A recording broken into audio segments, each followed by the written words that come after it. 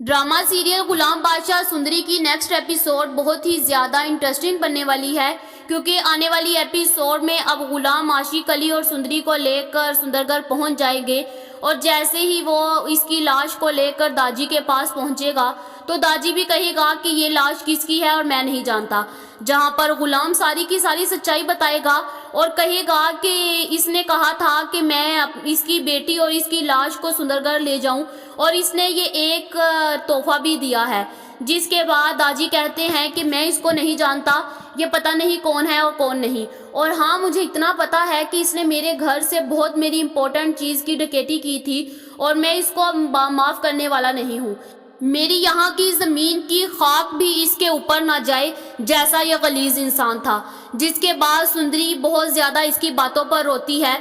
वो अपने बाप के पास बैठकर रोती है और दिल ही दिल में सोचती है कि मेरे बाबा इतने अच्छे थे, मुझे लगा था कि मेरे बाबा मुझे किसी अपने रिश्तेदार के घर भेजेंगे, लेकिन यहाँ पर तो बहुत बेरहम लोग रहते हैं। जिसके बाद सुंदरी का दुख और ज़्यादा बढ़ जाता है और दाजी ये फैसला करता है कि गुलाम को कहता है कि मेरा ये हुक्म है, इस लड़की और इसको लेकर यहाँ से चले जाओ और मेरे इस एरिया के पास तुम ना नजर आना। जिसके बाद गुलाम उसी वक्त उसकी लाश को उठाता है और सुंदरी को लेकर कहीं और चला जाता है और वहाँ पर जाकर वो आशिक अली की तदफीन करवाता है।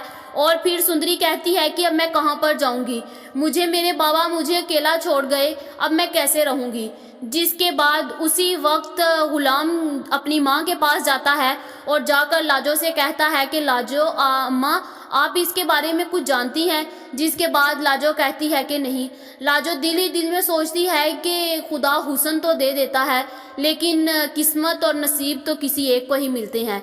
जिसके बाद लाजो अपनी सोचती है कि मैं कितनी खूबसूरत थी और दाजी को भी मेरी खूबसूरती से मोहब्बत हो गई थी, और अब देखो इसने कैसे मेरी ज़िंदगी को रौंद कर रख दिया। जहाँ पर फिर वैसे आशिक अली को ये बता देना चाहिए था ताकि साहिब जान उस पर कोई घटिया इल्ज़ाम ना लगाती, वो उसको सारी सच्चाई बता देती ये कोई और नहीं बल्कि खुर्शीद की बेटी है, लेकिन आशिक अली ने कुछ नहीं बताया। जिसके बाद ना ही लाजो को पता होता है और ना ही आशिक को। जिसके बाद गुलाम वहाँ से लेकर सुंदरी को अपने पास बिठाता है। वहाँ पर सुंदरी अपने दिल का बोझ हल्का करती है और फिर दूसरी तरफ वहीं पर बादशाह भी अपनी फुप्पो के पास जाता है और उसकी फुप्पो से कहता है कि फुप्पो आप मुझे अपनी स्टोरी सुनाओगी। जिसके बाद उसकी फुप्पो कहती है कि अगर मैं तुम्हें अपनी स्टोरी सुनाने लग पड़ूँ ना तो तुम्हें इस घर की दीवारों से क्या अपने बाप से भी नफरत हो जाएगी। जिसके बाद बादशाह बहुत ज़्यादा जिद करता है और कहता है कि नहीं फुप्पो मुझे आज आपकी स्टोरी सुननी है। जिसके बाद खुर्शीद अपनी सारी स्टोरी सुना देती है और कहती है कि तुम्हारे बाप ने मेरे साथ ऐसा किया। जिसके बाद बादशाह को बहुत ज़्यादा गुस्सा आता है।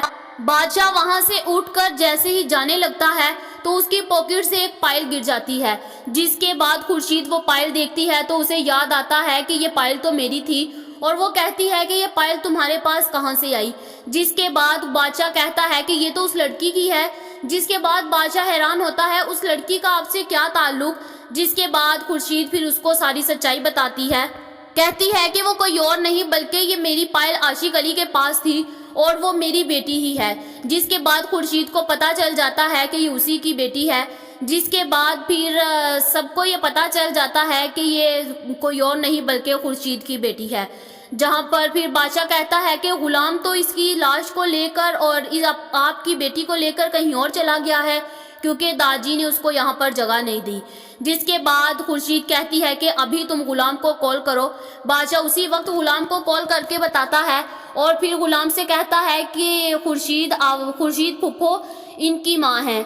जिसके बाद वो कहता है कि ये कोई और नहीं बल्कि हमारी अपनी ही फुप्पो की बेटी है। जहाँ पर फिर जैसे ही गुलाम को ये बात पता चलती है उसके तो होश उड़ जाते हैं। वो अपनी माँ से वो सुंदरी से कहता है कि ये लो सुंदरी बात करो अपनी माँ से। जिसके बाद उसी वक्त गुलाम सुंदरी को लेकर वहाँ पर पहुँच जाता है। जहाँ पर अब मुझे तो यही लग रहा है कि खुर्शीद पूरी हवेली में अपनी बेटी के लिए ढाल बन के खड़ी हो जाएगी, और यहाँ पर यह भी हो सकता है कि दाजी अब फिर से खुर्शीद का मुंह बंद कर दे।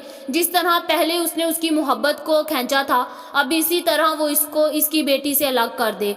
जहाँ पर अब मुझे तो यही लगता है कि अब दाजी की नहीं चलेगी, खुर्शीद अपनी बेटी के आगे ढाल बन के खड़ी हो जाएगी। جس کے بعد پھر غلام کو بھی یہ پتہ چل جائے گا کہ سندری اس کی کزن ہے، اور پھر سندری اسی وقت داجی سے پسٹل کھینچے گی اور داجی کے ایک پسٹل چلا دے گی اور سیدھی گولی اس کے سینے پر لگے گی اور کہے گی کہ ہاں بتاؤ، آپ نے تو یہ کہا تھا نا کہ اس نے آپ کے گھر سے ڈکیتی کی ہے، بلکہ آپ نے اس کے گھر سے ڈکیتی کی۔ میرا باپ اپنی محبت کی زندگی ہار گیا، میرے باپ نے اپنی زندگی کو میری ماں کے پیچھے ہار دیا، میرے باپ کی آپ نے محبت کھینچی، ہمیشہ سے میری ماں تڑپتی رہی اور میرا باپ وہاں پر تڑپتا رہا۔ آپ کو کوئی خیال نہیں تھا نا؟ اب میں بھی دیکھتی ہوں کہ مجھے کون کچھ کہتا ہے۔ جہاں پر اب مجھے تو یہی لگتا ہے کہ سندری داجی کے اوپر گولی چلا دے گی اور داجی بھی پھر مر جائے گا۔